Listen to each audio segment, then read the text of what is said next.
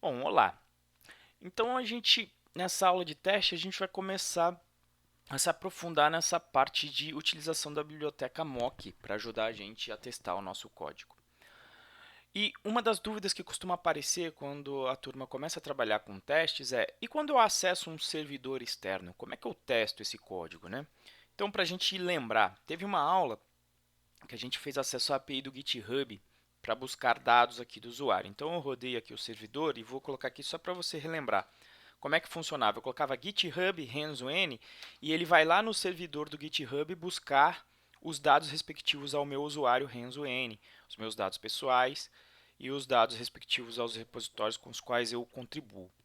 Tá certo? Então, só para relembrar o código, ele vai lá no servidor do GitHub, busca aqueles meus dados. Então, aqui nesse momento ele faz a busca, eu pego o resultado e aí eu uso o módulo JSON para ele transformar esse formato JSON em um dicionário para aquela construir aquela página, tá certo?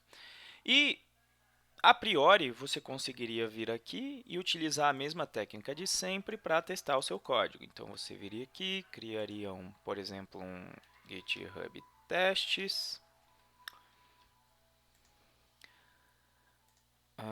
Deixa eu aumentar um pouquinho. Criaria aqui o GitHub testes, estendendo de guy test case. Vamos testar o índice. Aí eu importaria o GitHub, executo lá o índice passando algum valor padrão, por exemplo, o Renzo-N, como eu fiz lá. Pego essa resposta e tento me certificar que eu consigo renderizar o template respectivo a essa resposta aqui. Tá certo? Bom, coloquei um breakpoint aqui na linha 21 e vou rodar aqui esse teste. Opa, deu pau aqui porque na verdade esse é o antigo. Deixa eu rodar aqui de novo. Debug yes. Então, o que vai acontecer no meu teste? Legal, ele vem aqui na linha 21, vou dar um F8. Demora um pouquinho. Por quê? Porque ele está indo lá no servidor do GitHub para conseguir, no fim das contas, retornar aqui com esse resultado do meu usuário JSON que está aqui e do meu repos JSON. Ou seja, toda vez que eu rodar esse teste, ele vai ter que ir lá no servidor do GitHub. Então, coisas ruins disso. Você vai ficar batendo, toda hora que você rodar esse teste, você vai rodar muitas vezes no seu dia a dia, você vai bater no GitHub. Então, uma hora o GitHub pode até te bloquear falando, esse cara está acessando muito a minha API. Não pode acessar tanto assim. 2. E se o servidor do GitHub está fora? Os seus testes deixam de passar porque o servidor do GitHub está fora? A função do nosso teste é testar a nossa aplicação, não o servidor do GitHub. E se você, por exemplo, tiver sem internet, também o seu teste não vai passar, porque ele não consegue nem acessar a internet?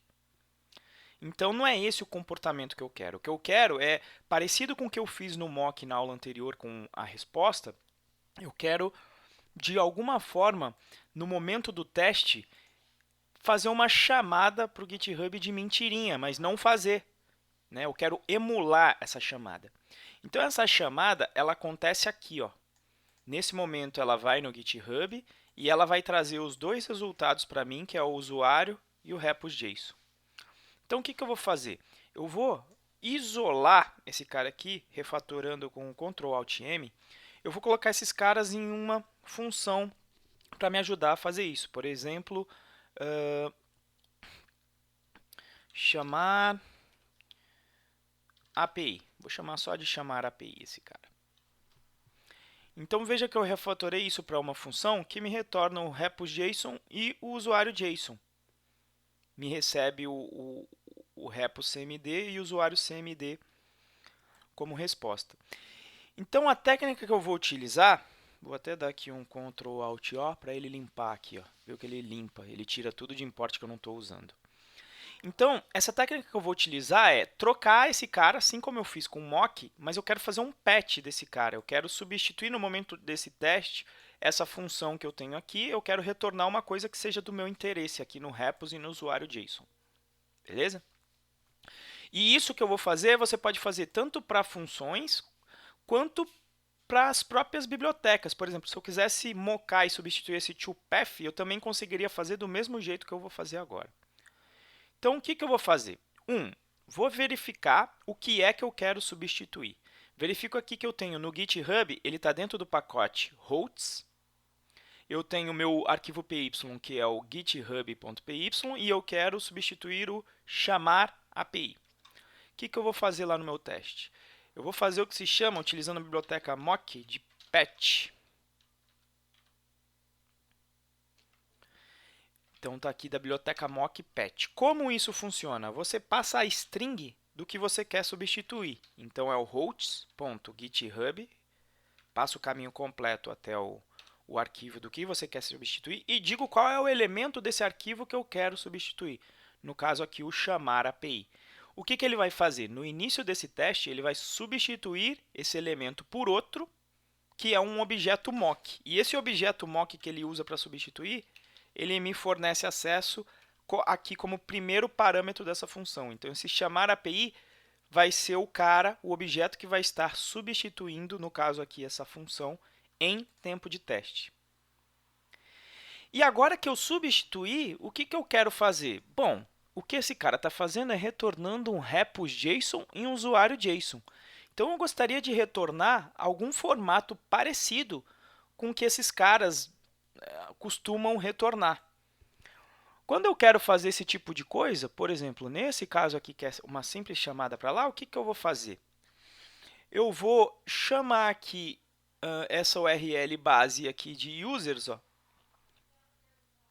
e eu vou investigar o que é que ela está retornando. Então, eu vou colocar lá aqui no meu browser, só para não ter que escrever, senão eu ia ter que escrever isso e sabe como é, né? O programador tem que ser um bicho preguiçoso que gosta de digitar pouco. Então, quando eu chamo esse cara, opa, não é exatamente isso.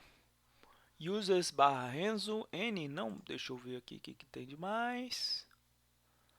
HTTPS, API, GitHub Users. E aqui ele manda um toPath nesse cara com o nome. A priori seria isso. Message not found. Documentation. Por que ele não está deixando eu fazer isso?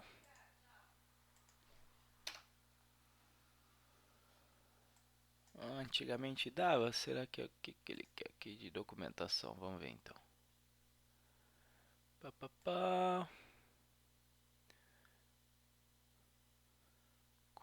API.com repos. Eu achava que era isso.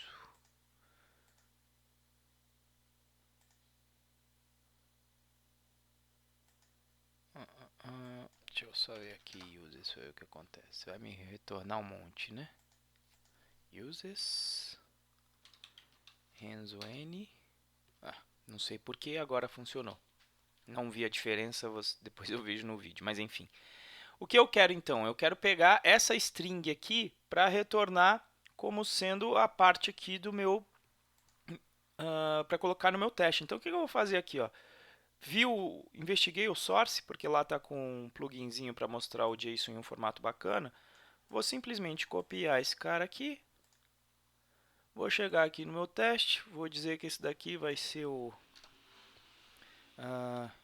sei lá, user JSON, igual.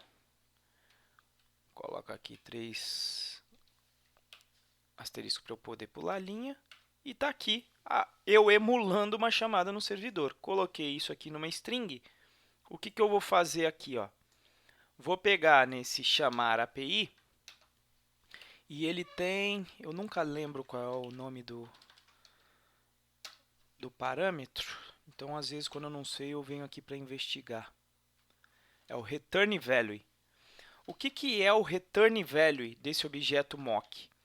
Esse return value é o valor que esse cara vai retornar se alguém chamá-lo. Então, o que eu vou fazer aqui? Ó? O meu return value vai ser igual a esse... Opa! Volta. meu return value vai ser igual a justamente aquele user JSON. Só que se eu investigar o meu código fonte, na realidade eu retorno o usuário JSON como segundo parâmetro e o repos JSON como primeiro. Então eu preciso também pegar o dos repos.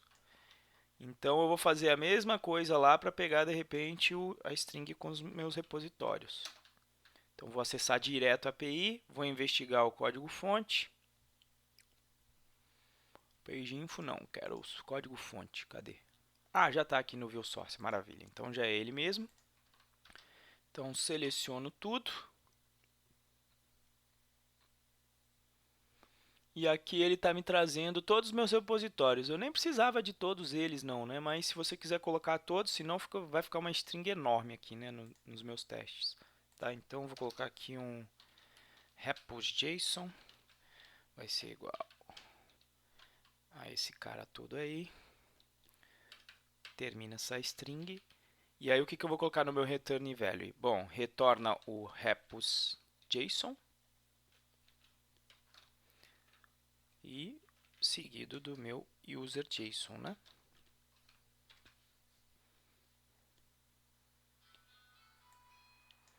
Beleza? Então, o que ele vai fazer? Ele vai trocar aquela função por esse objeto mock. Quando ele executar esse chamar API, ele vai retornar esses valores aqui.